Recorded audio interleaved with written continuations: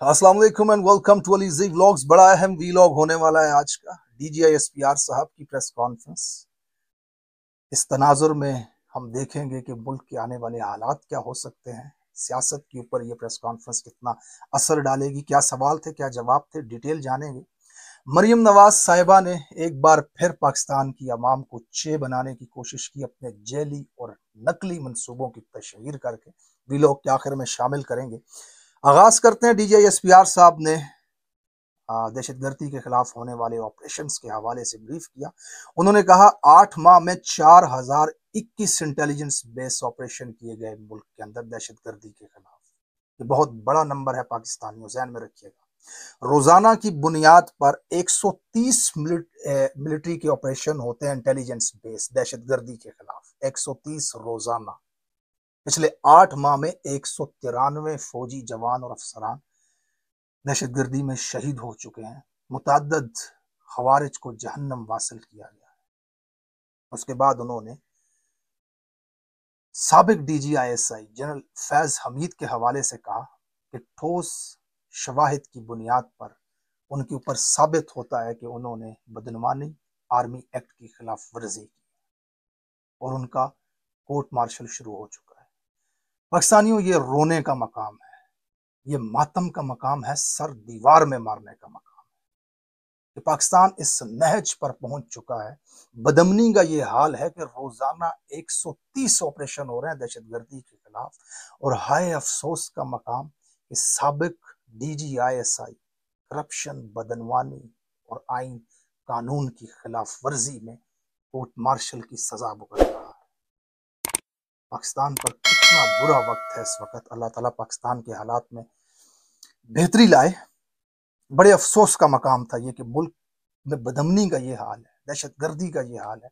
और डीजीआईएसपीआर साहब जो साबिक हैं, डीजीआईएसआई साहब जो साबिक हैं, वो इस वक्त कोर्ट मार्शल का सामना कर रहे हैं। बहरहाल उन्होंने मजीद बात की, सवाल और जवाब हुए। यहाँ पर एक सहाफ़ी ने उनसे सवाल पूछा कि डीजीआईएसआई जो थे जनरल फैज हमीद, उनसे पहले एक और डीजीआईएसआई थे जनरल साहब, और जनरल बाजवा भी थे, तो क्या उन्हें ये सब नहीं पता था? क्या उनके खिलाफ भी कोई कार्रवाई होगी?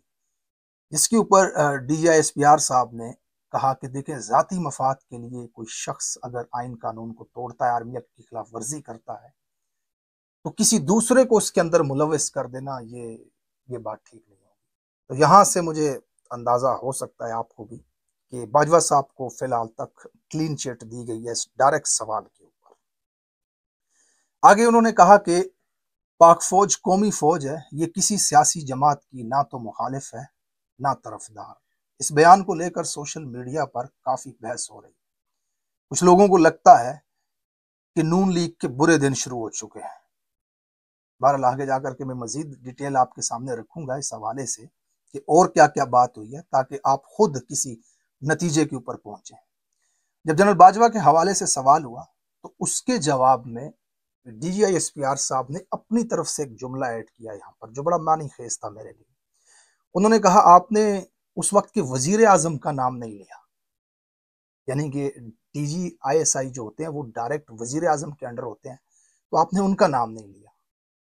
तो यानी कि यहाँ पर कोशिश की गई इमरान खान साहब को ड्रैग करने की। बहरहाल उसके बाद आगे जाकर के जो सवाल हुआ उसमें गालबन इमरान खान साहब के हवाले से सवाल था। तो उसमें उन्होंने कहा कि देखें, फौज का बड़ा शफाफ एहतसाब कर अपना निज़ाम है इंटरनल, उसमें हर किस्म का हक दिया जाएगा, जरा करने का, वकील पेश करने का। तो इसके अंदर आर्मी एक्ट के अंडर जो लोग भी आते हैं उनके खिलाफ जरूर कार्रवाई होगी। और आखिर में बड़ा वाज़ेह अल्फाज में उन्होंने कहा, तो शख्स का कोई भी ओहदा हो उसके खिलाफ कार्रवाई जरूर होगी। लेकिन अब सोचने वाली बात यह है कि आर्मी एक्ट के अंडर अंडर कौन कौन आता है, ये बड़ा अहम यहाँ पर सवाल है। उसके बाद उनसे सवाल किया गया सियासी सवाल। उन्होंने हालांकि कहा था प्रेस कॉन्फ्रेंस में कि जो मैंने बातें की दहशतगर्दी के हवाले से, ऑपरेशंस के हवाले से, बलूचिस्तान के हवाले से, उसी तनाजुर में हमारे साथ बात की जाए। लेकिन बीच में एक दो सवाल सियासी भी हुए। तो अब एक सियासी सवाल ये भी था कि 6 मगुइयाँ हो रही हैं कि पीटीआई का लास्ट मंथ जो जलसा कैंसिल हुआ वो स्टैब्लिशमेंट ने करवाया है, और अब दोबारा जलसा कर रहे हैं, वो इजाजत भी है उनके पास, तो कोई बैकडोर डील चल रही है। तो जिसके जवाब में बड़ा मुख्तसर सा टू लाइनर जवाब था डीजे इस बिहार का। उन्होंने कहा कि जलसा करना, करवाना या कैंसिल कर देना ये जिली इंतजामिया का काम है, फौज अपने मामला देख रही है। तो जिससे ये अंदाजा भी हुआ कि वो पॉलिटिक्स को ड्रैग नहीं करना चाहते थे इसके अंदर, वो किसी किस्म की कोई सियासी बात नहीं करना चाहते थे। बड़ा वाज़ेह मौक़िफ़ आज प्रेस कॉन्फ्रेंस में उन्होंने रखा कि फौज किसी भी जमात की न तरफदार है या ना मुखालिफ है। ये बड़ा वाज़ेह उनका बयान था। उसके हवाले से मैशियत पे एक सवाल पूछा गया कि मैशियत जब कमज़ोर है, लोगों के पास खाने को नहीं है, तो इस हालत में दहशतगर्दी बढ़ेगी, फौज को भी इसके नुकसानात हो सकते हैं। तो इसके जवाब में उनकी पहली लाइन ये थी कि देखिए, हम मईशत के बारे में जब बात करेंगे तो फिर लोग कहते हैं कि आप मईशत पे बात क्यों करते हैं, फिर ये कहा जाएगा। तो बहरहाल फिर उन्होंने उसको आगे से काउंटर किया कुछ ऐसे कि फौज के हवाले से मैं इसका जवाब दे देता हूँ। तो उन्होंने बताया कि फौज ने इस साल कितने टैक्स दिए, फौज ने अपना बजट भी कम हो गया फौज का। तो ओवरऑल ये जितनी भी प्रेस कॉन्फ्रेंस थी, इसका फोकस ये था, और मैं नोट कर रहा था कि डीजी साहब इसको दिफा के इंटरनल मामलात के साथ मुंसलिक कर रहे हैं, किसी किस्म की कोई सियासी बात नहीं करना चाहते, उसका जवाब भी वो नहीं देना चाहते। बीच में एक पॉइंट था जब उन्होंने अपनी तरफ से ये बात ऐड की कि आपने साबिक वजीर आजम का नाम नहीं लिया, जो उस वक्त वजीर आजम थे, तो उस पर थोड़ा सा वो था। बहरहाल, अगर आप इस सवाल का जवाब ढूंढना चाह रहे हैं कि पीटीआई और स्टैब्लिशमेंट के मामलात अब कैसे हो सकते हैं, तो ओवरऑल मेरा ये रिव्यू है कि इस प्रेस कॉन्फ्रेंस के तनाजुर में कोशिश की गई है कि किसी किस्म की कोई सियासी बात नहीं की जाए और एक वाज़ेह मौक़िफ़ अपनाया जाए इस्टेब्लिशमेंट की तरफ से, फौज की तरफ से, दिफा के इदारे की तरफ से, कि हमारा किसी सियासी जमात के साथ कोई ताल्लुक नहीं है, ना हम किसी के तरफदार हैं, ना हम किसी के मुखालिफ हैं, जो कि एक बहुत अच्छा साइन है इस प्रेस कॉन्फ्रेंस के तनाजुर में। बहरहाल, शुरू की जो बात थी वो मैंने आपको बताई कि दहशतगर्दी इस वक्त मुल्क में किस रूज पर है, बदअमनी के क्या हालात हैं पाकिस्तान के अंदर। तो ये तमाम प्रेस कॉन्फ्रेंस थी। आगे आपको बताऊंगा मरियम नवाज की कुछ ओछी हरकतें। मरियम नवाज आजकल ढिंढोरा पीट रही है और उसके हवारी आजकल ढिंढोरा पीट रहे हैं। मरियम नवाज हर बच्चे को दूध देगी रोज, स्कूलों के अंदर 5वीं जमात तक के, और उसके पोस्टर्स कुछ ऐसे बनाए गए हैं जैसे मिशिगन, वाशिंगटन, शिकागो की किसी रियासत के किसी स्कूल के अंदर दूध के पैकेट जाएंगे। जो हालात इस वक्त पाकिस्तान के अंदर हैं, इस तरह के स्कूल होते हैं, ऐसे स्कूलों में बच्चे बैठ करके वहां पढ़ते हैं। लेकिन अगर इनके पोस्टर्स देखो जो ये बनाते हैं एआई, आर्टिफिशियल इंटेलिजेंस से, इस तरह करके लोगों को दिखाते हैं कि भाई पाकिस्तान पेरिस में वाक़ है, लाहौर कहीं, अल्लाह माफ करे, इनकी तशहीर इस तरह होती है।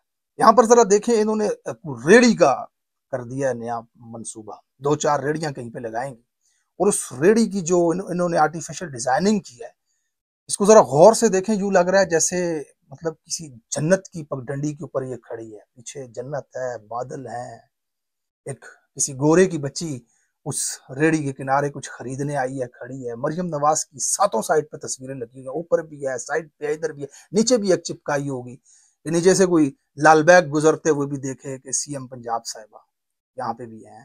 तो ये इन्होंने रेड़ी दिखाई है लोगों को। हालांकि अगर आप इसकी हकीकत आप देखें, तो जो रेड़ी अगर कहीं लगाई भी जाएगी तो वो तो इस तरह की होगी ना, जिस तरह का शहर है आपका, जिस तरह का मंजर पेश करती है पाकिस्तान के शहरों की सड़कें, तो रेडी तो ऐसी होनी है। लेकिन ये दिखा कैसी रही है, क्योंकि ये खुद नकली है, सारी जिंदगी फेकनेस, झूठ, 8-8 घंटे शीशे के सामने बैठ करके बैकअप करना, नकली 46 सर्जरियां करवाना और फिर कैमरे पे आना, हकीकत में ऐसे और दिखावे में ऐसे। ये इनका अपनी पर्सनैलिटी, इनकी अपनी शख्सियत ऐसी है। तो इसी वजह से ये सोशल मीडिया के ऊपर तशहीर भी ऐसे कर रही होती हैं जैसे किसी बार्सिलोना के मंसूबे के बारे में बता रही हैं, जैसे इटली के किसी मिलान शहर के किसी स्कूल के बारे में बता रही हैं कि वहां पे दूध मिलेगा। अनफॉर्चुनेट सिचुएशन क्या है यहाँ पर, आप पाकिस्तानियों ईमानदारी से बताइए, क्या आपको लाहौर शहर, पंजाब शहर में दुकानों पे, बेकरियों में दूध खालिस मिलता है? आप खालिस भैंस का दूध पी रहे होते हैं? कितने परसेंटेज होती है उसके अंदर मिलावट? तो ये पंजाब के इतने सारे स्कूलों के इतने सारे बच्चों को दूध ये पिलाएंगी ये खातून, तो वो दूध कौन सा दूध होगा? पाउडर का होगा, मक्की का आटा घुला होगा, अल्लाह जाने क्या होगा।